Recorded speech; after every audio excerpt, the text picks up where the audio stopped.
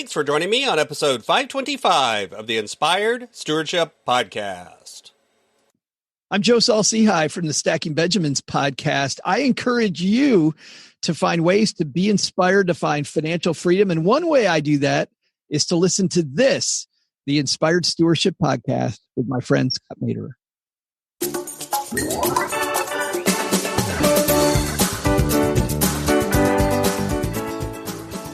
Not worry about whether it was a wise decision or not. You can just spend it and not stress about it.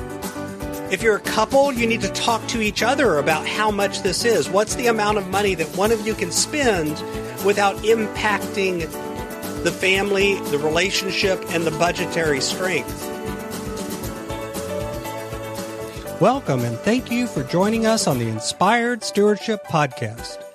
If you truly desire to become the person who God wants you to be, then you must learn to use your time, your talent, and your treasures for your true calling. In the Inspired Stewardship Podcast, you will learn to invest in yourself, invest in others, and develop your influence so that you can impact the world.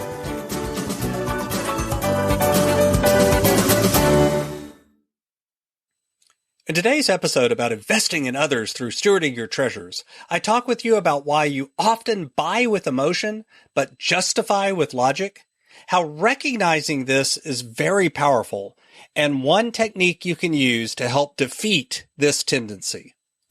As we talk about stewarding your treasures, wouldn't it be great if you could support this podcast and do it without costing yourself an extra dime? Turns out you can. All you have to do is use inspiredstewardship.com/Amazon when you're ready to make a purchase via Amazon, and a small commission will come back to support the show. If you enjoy the show when you're ready to buy from Amazon, just use inspiredstewardship.com/Amazon. Logic. You know, all too often we like to think of ourselves as making these really rational decisions when it comes to our money. We sit down and we weigh all the pros and cons of purchasing something or doing something with our money.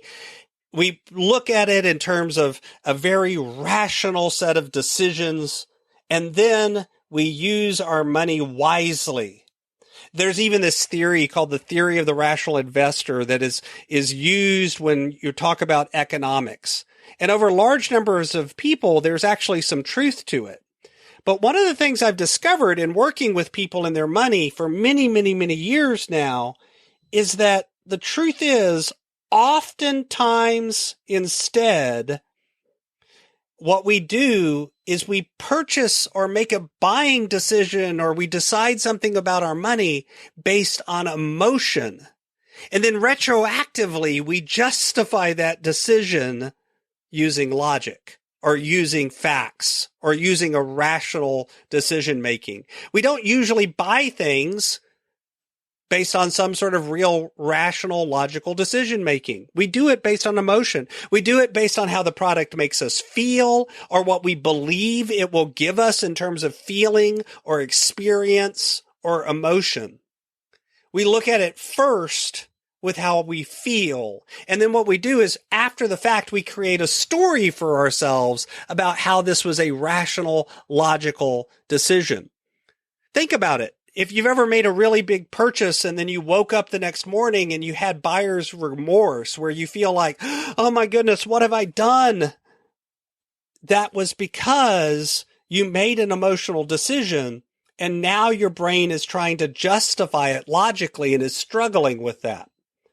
See, recognizing that this is how your brain works, that this is how you often make purchasing decisions is a powerful, powerful tool for managing your money, because you can recognize the fact that you usually are not this robotic decision maker who sits down and thinks about all of the pros and cons about a money decision before you make it. Instead, you can recognize the fact that you purchase using your emotional decision making. By the way, this isn't a value judgment. This isn't a bad thing. This isn't like, well, only people that make rational, logical decisions about money ever win or get ahead in life, or they're the best people, or they're the ones that are able to use their money the most wisely. There's nothing wrong with using emotion as part of our decision making. The truth is that our emotional decision making is part of the way that we make decisions. And it's a powerful part. And often that intuition, that emotion is more right than the logical decision making. So this isn't necessarily a bad thing. But there's also times where we make emotional decisions, and that sudden, quick emotional decision does turn out to be something that in the long haul we wish we wouldn't have done. So here's the thing that you can do. One of the tricks of the trade, one of the ways you can gain a little bit more control over your monetary decision making is simply implementing an amount and a 24-hour rule. And that amount will vary depending on your income and your savings and how much debt you have and whatever else. But there needs to be an amount of money. And the rule is simple. If I need to spend more than that amount of money, then I have to wait 24 hours before I can spend it. So for some people, it's as little as $100 or even less. If you're really living paycheck to paycheck and you're strapped for cash, that amount may be $10. If I'm going to spend more than $10 that isn't already planned on my budget, I have to wait 24 hours before I can do it. If you're doing a little better, maybe it's $100. If you're doing really great, maybe it's as much as $1,000 or more dollars before you have to implement that. It kind of depends on what's your comfort zone. What's the amount of money that you can spend and not worry about whether it was a wise decision or not. You can just spend it and not stress about it. If you're a couple, you need to talk to each other about how much this is. What's the amount of money that one of you can spend without impacting the family, the relationship, and the budgetary strength? And really, if you think about it, for most of us, once you've established that amount of money, then it's simply a matter of having that waiting time. Now, when you're timed to make the buying decision, when you're facing that sudden decision, you can legitimately say, I have to think on this, pray on this, reflect on this for 24 hours. And then you do that. You actually sleep on it. You wait a full day. And then you call the place back up and you spend the money, or you don't. Because one of the things you will find is the things that ended up being the decisions that you probably were going to regret, often those things after 24 hours, you kind of go, doesn't seem like it's really as pressing as it was 24 hours ago. It's okay to not get this right now. And you're able to delay it and put it off. By the way, also remember, I said money not already planned in the budget. This isn't about having a 24-hour rule for everything that you ever spend. This is for those things that you don't spend that are unplanned expenses.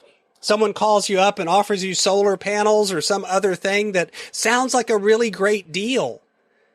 And maybe it even really is. But often they want to do a high-pressure sales technique that's based completely on emotion, and then you regret it later. So this is about implementing that 24-hour rule for those sorts of situations so that you end up making the best decision for you and your money and not regretting it after. Thanks for listening.